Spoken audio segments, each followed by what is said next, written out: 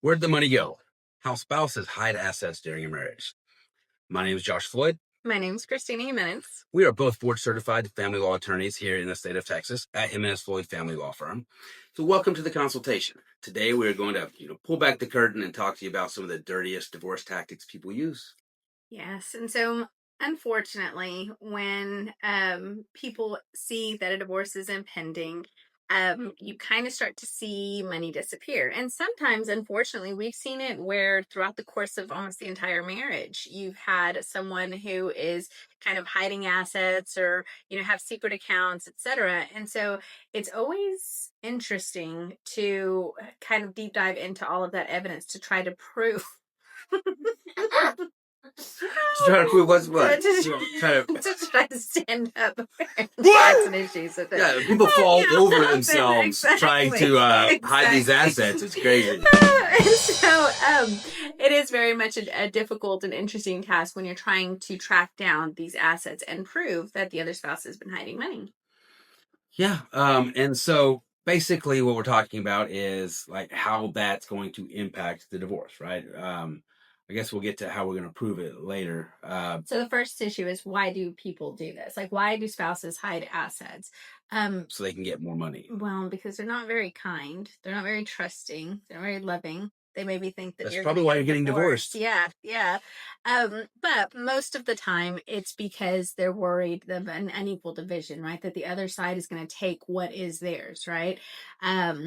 So they also, I guess, at times want to punish or harm the other spouse, right? Especially if that person's the income earning spouse and they think, oh, this is all my money and she didn't do anything to earn it. And so I'm going to make sure that I keep it all. So let me go ahead and tuck it away in a secret account. Or if one person had an affair, they're not getting crap. I'll make sure I'll rip the money out of the account or whatever, right? Or if somebody is having an affair and they want to make sure that their spouse doesn't find out about it, so they have their own little separate account that they use on the mistress that wifey doesn't have access to. Yeah, it's all true. Yeah. And so, delaying disclosure in anticipation of divorce, and so they want to keep that money kind of hidden away. Maybe they have an extra litigation fund, or just an extra bank account, so that the wife or husband doesn't find out about it. So what are the top ways that we see spouses hide assets? So something that we haven't talked about before is they'll have a separate bank account. That's a creative way to do it.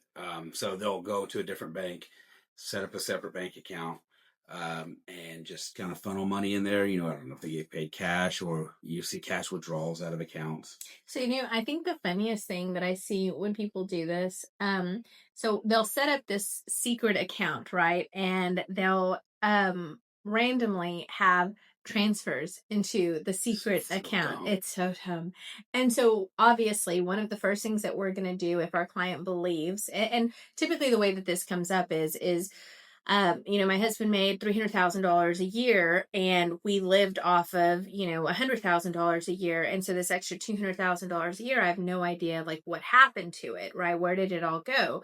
And so then that's when we kind of start looking into, okay, so funds were deposited into this account. How did it get dispersed from there, right? And so every now and again, when we start going through these issues, we look at, not every now and again, every single time we go through the bank statements, right? First thing that we're going to look at, and we start seeing, how is this money being transferred? How is it being utilized, right? And so it's funny because almost every single time, that's probably why we knew that they had a secret account, you'll find at least one transfer to this other bank account that our client had no idea it existed. I think another thing that we've had happen is they found a deposit slip to just, in his wallet, and was like, we don't have a bank account here. And so in that particular case, we were able to subpoena that particular bank saying, hey, give me any account related information to this person. And then we were able to find, yes, he had this secret account. Yeah. And so most of the time, so when you're married, obviously your paycheck goes into your joint account, generally speaking, right? And so that's generally that person's only source of income. Right. So now they have to get the money out of there. Right. So either through the transfer like talked about, we will see a bunch of cash withdrawals. But one way or another, there's going to be some record on that account that money's moving. Mm-hmm. Right. And then we have to figure out what they do with it. Right. One of the things that is very tricky and very frustrating is whenever it's all cash operations, right? So if the spouse is operating a cash business or they're doing cash withdrawals, they're going to say, oh, this was my walking around money. And so, we've spent it. We spent it on groceries. We spent it on trips, etc. But maybe they're taking that cash and they are putting it in another bank account, right? And so we have had instances where our client is just firm in this conviction that yes, this is happening. And we've sent out several subpoenas to several different financial institutions just saying, hey, let us know if you have anything. And on some occasions it came back that, yeah, we found a bank account that our client didn't know about. So, because they're not generally smart enough to use a bank way far out, right? They use something local, right?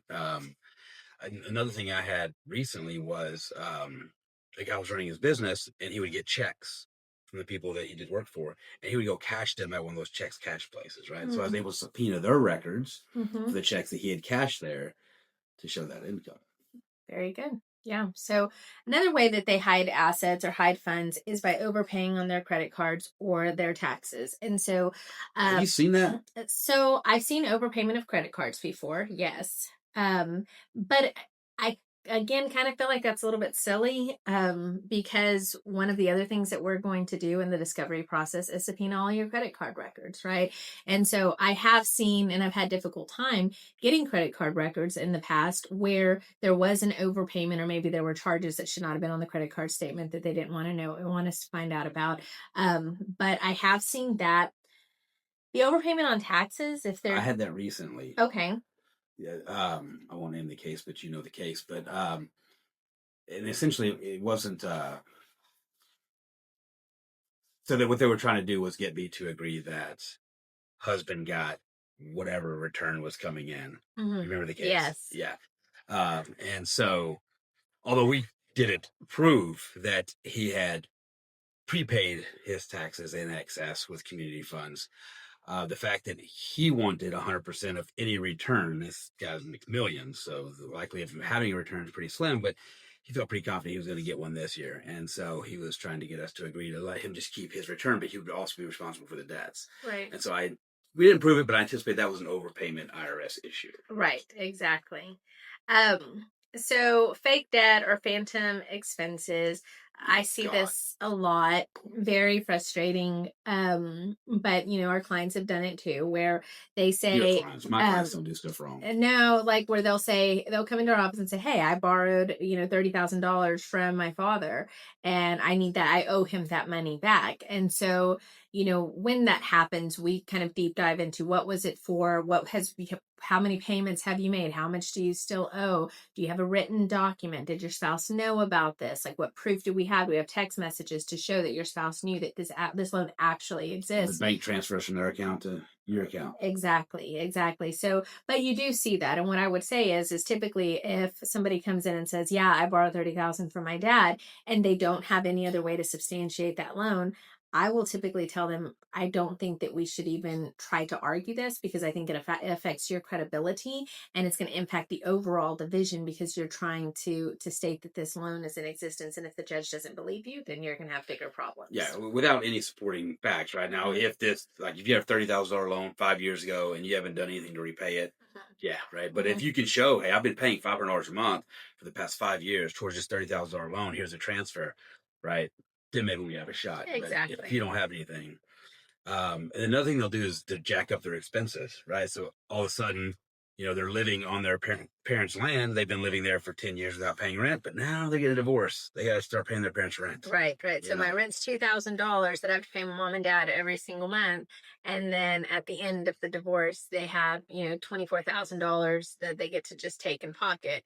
And those are things that, again, you technically can do that. I think that it affects your credibility. And if in fact, you are paying and it's legitimate, then you might be okay. But it's going to be a fact intensive question as to what are the terms of all of these agreements, right? And if we're on the other side of that, you're gonna get caught. Yeah.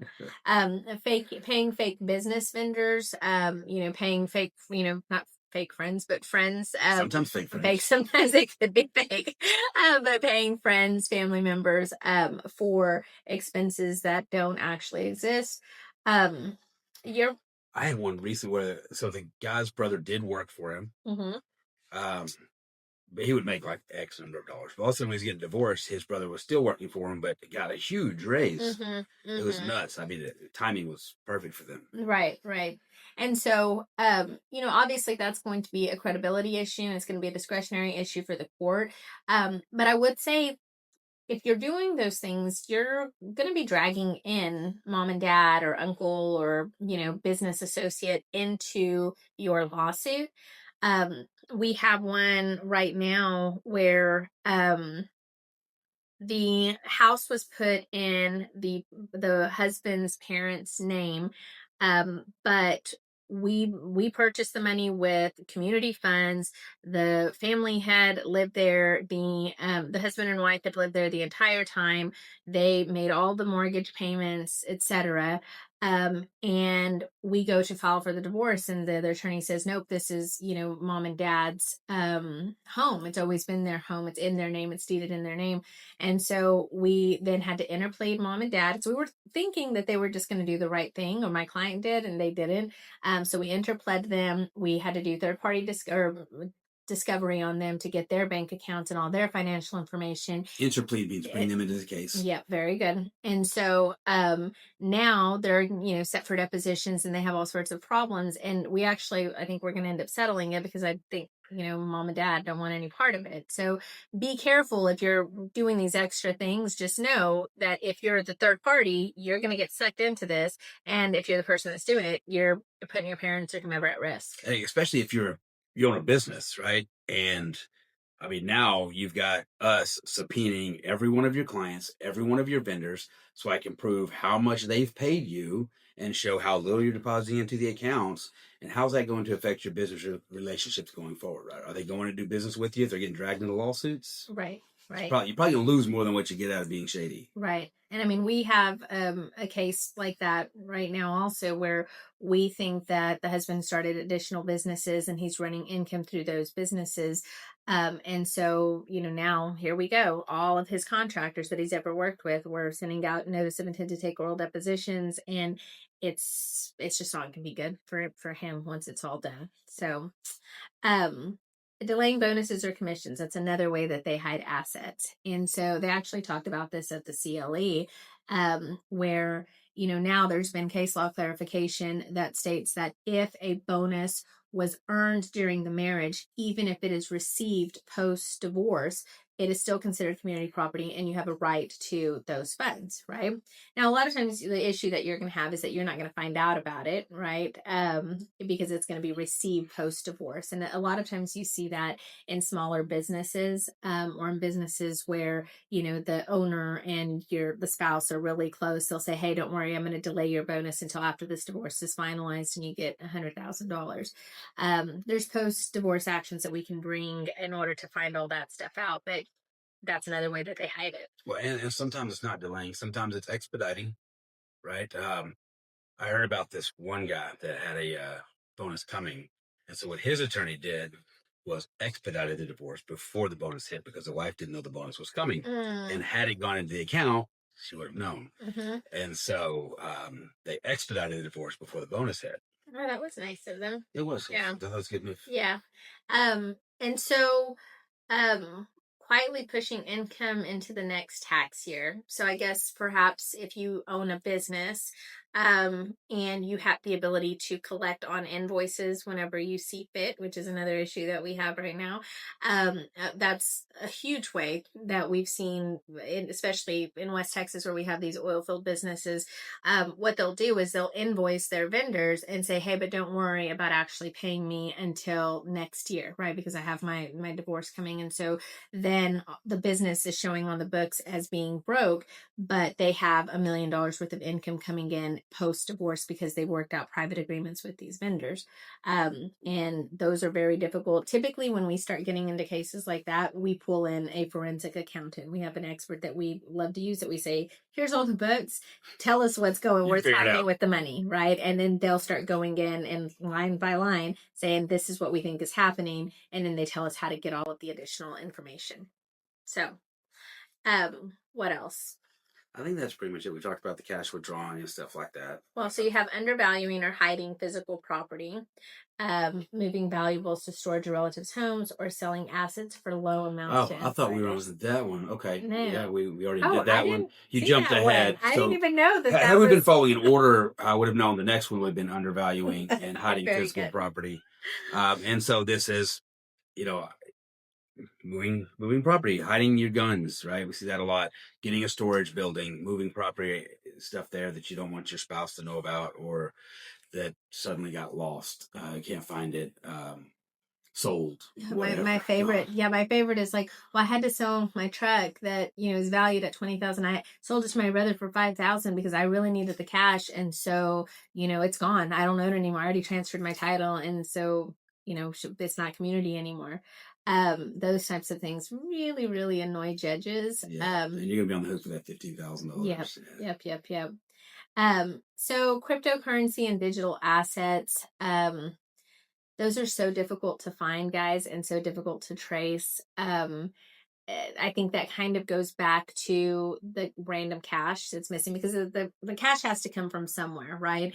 And so if you see, and if the court sees that there's random withdrawals, and typically, like, the pattern that I've seen whenever divorce is coming up, is you won't see really any cash withdrawals for like the previous like 7 years, and then year 7, wife says, I'm tired of your crap, I want a divorce, and then all of a sudden each month you start seeing 1,500 here, 2,000 here, 3,000 there, and out of nowhere. And so now we've established this new pattern, and then we go into court and we say, hey judge, over the past year there's been $50,000 in cash that's gone missing. I can't track it. It may be in cryptocurrency, it may be in an account that I can't find, but I don't know where this $50,000 went. And so we need we believe that there's been some sort of fraud. We need the estate to be reconstituted, and the court can, in their discretion, either do it or not do it. Yeah, we've got a case like that right now. It's like $80,000 in January. The guy decides to leave in May, and there's $10,000 in the account. Right. Just he knew it was coming. Right. And so red flags to watch for. Financial secrecy, especially sudden password changes. So I will tell you guys, and we've talked about this before, anytime I have spouses that have separate checking accounts, or credit cards when they don't have access to each other's credit cards, I mean, just file now. I'd save yourself some time and some energy. Like, it's crazy to me. So my husband and I, we have all shared bank accounts, all shared credit cards, shared passwords, phone passwords, emails.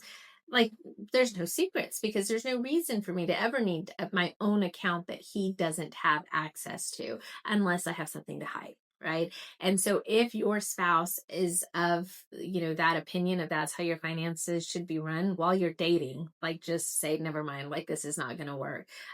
Because they're hiding something typically. Right. What else? So, I mean, they say missing statements, but nobody really gets banks. Did you get bank statements in the mail? No, not anymore. It's all online stuff. So But that doesn't really qualify. But like sudden drop in income, right? Again, this is a lot with business owners, right? Where all of a sudden their business isn't doing as well as it used to do, right? I don't know if I have a divorce that has a business where that hasn't been the case on the other side. Right. It's like every time. Right. Like, that's BS. So large withdrawals for cash purposes with no proof. We kind of already talked about that. And then the last one, maybe pressuring the other spouse to settle quickly before a bonus may hit. that could be an issue. That could be an issue. And so there's always a why.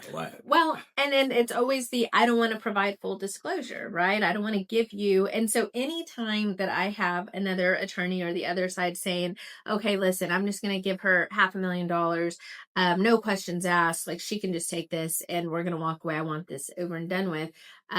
Because I don't want you guys to do discovery, but immediately I'm like, well, here's your discovery. Because if you're offering me $500,000, I could probably get 1 or 2. And so, and in our current case, 6. And so, we got to take the time to really process that. And I will tell you, if you're the spouse who believes that there's money that's being hidden, be patient. Like, be patient with your attorney, be patient with the process, because it is difficult. It is an investigation, and there's lots of steps that we have to take in order to gather all that information to be able to prove it. And it's expensive, it's time consuming, it's oftentimes frustrating because you hit a lot of dead ends until you don't, right? And when you can establish it, then all of that work and all that patience was worth it. So I'll tell you, one of my favorite things to receive in a response to request for discovery is a letter from the other attorney that starts with, in an effort to avoid the unnecessary expense of formal discovery, here's my client's offer. Yeah, no. I'll take the discovery. so so what do Texas courts do about it? So let's say that we go through all this process and we're able to prove that yes, they're hiding assets or hiding cash, they had these secret accounts, they sold assets for less money, cash just disappeared, etc. So that would likely constitute fraud. And if that happens, then we do what we call a reconstitution of the estate, or basically we say, listen, this $50,000 in cash that disappeared, we have no idea where it is or what you did with it, but we're going to go ahead and put that 50K in your bucket. And we're going to make it seem like you've already received it, or you're receiving that rather from the divorce. And we're going to take 50K in actual cash that's still in this bank account, as our division of the estate. Yeah, so obviously we find the asset, right? We divide it, right? But what you're talking about is if we can't find the asset, it's just gone. Right, right. And I also think that, um, and we're going to have this issue come up in one of our cases soon. We incurred probably, I don't even know how many thousands of dollars in discovery trying to track down this fraud claim and expert fees. And so we're going to request that the spouse be ordered to pay all of those fees, because they had a fiduciary duty to disclose. They didn't do it on discovery, and we're having to go in and investigate. And I absolutely think that that's an adequate remedy, and we're going to win that. So, um, how to protect yourself? Pay attention. Keep your eyes open, right? If you see something shady, it probably is. Trust but verify. I mean, and I would say, and a lot of times it is the husbands manage the finances and the wives just know that things are being paid. That's kind of the typical scenario that we see. Don't be oblivious. Like, you have got to get your head in the game. You have to be asking your spouse about, okay, show me what we're dealing with. Show me the bank statements. Show me the credit card statements. I want to understand retirement accounts. I want to understand, how much we're paying to the IRS, etc. Because too many times I have women or wives come into my office and say, I don't know how any of this stuff works. They spend way more on our fees because we have to, get it all from the other side. But they're also is a lot of things that are just missing at this point, right? So make sure that you're knowledgeable and do that now. Don't be oblivious. If you know, or if you feel like something's going on, start gathering documents, right? So we had a case several years ago where they had already been talking about divorce, but they were kind of in the process of reconciliation, but she kind of felt like maybe he was still having an affair. And so she did do a consultation, and I told her, just start, whenever you see something, you can snag a picture of it, right? Just start getting different things that you think we might need. Because if the divorce does happen, we'll have all of this evidence. Thank the Lord she listened to me. Then when she files for divorce, or I think he actually filed first, she goes back, all the paperwork is gone. It's completely missing. But she had, yeah, that happens all the time.